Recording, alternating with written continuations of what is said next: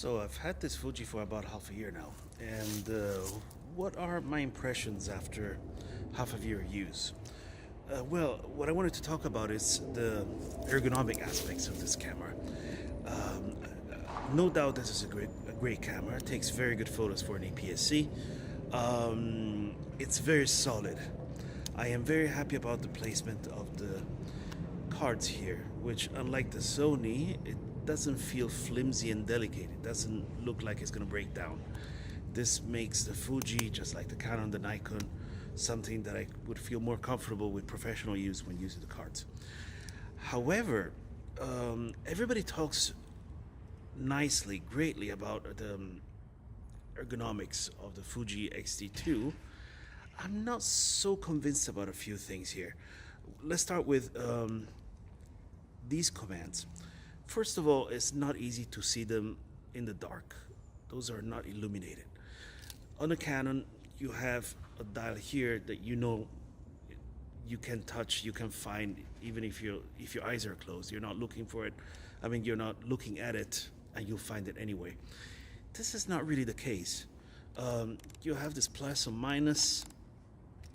You have to find this. You don't know if you press the lock button or not, and it happens quite often that the lock button is not going to be pressed, and it's happened to me more than once that I found the ISO to be pushed where it shouldn't be while I was filming or taking photos, sometimes at 12,800, which we all know very well the Fuji doesn't handle well at all. It doesn't handle anything that is high ISO, not very well at least, not in low light. So this is not a very practical thing. Second thing is the filming mode.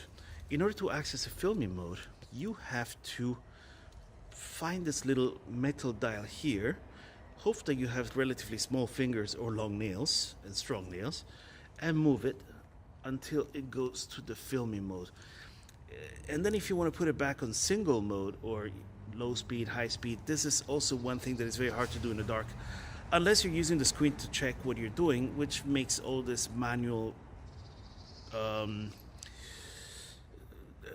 mechanical dialing system a little bit pointless. So I'm not very fond of that. Another huge problem that we had with these lens, with the kit lens, we don't have it with all the Fuji lens, fortunately. I mean, I've talked about it before, but I will insist this is a really big problem, is the fact that the aperture is not marked and is actually turning off forever. So you usually don't know what kind of aperture you're using unless you look in the screen, and it can move really easily. It's not even locking, so that's not a good thing. Another problem that we have with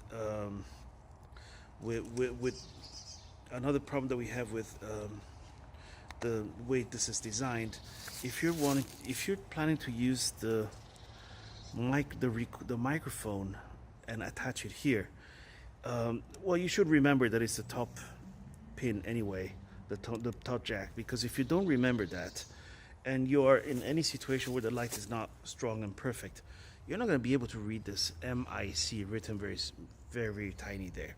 So this is something that you should be that you should know.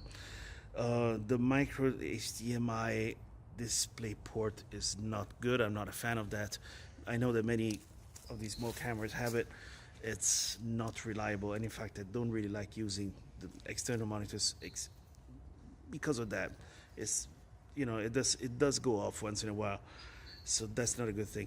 And you don't have a earphone jack, which is strange. They want you to buy a battery pack in order to use the earphone, and that's not a good thing.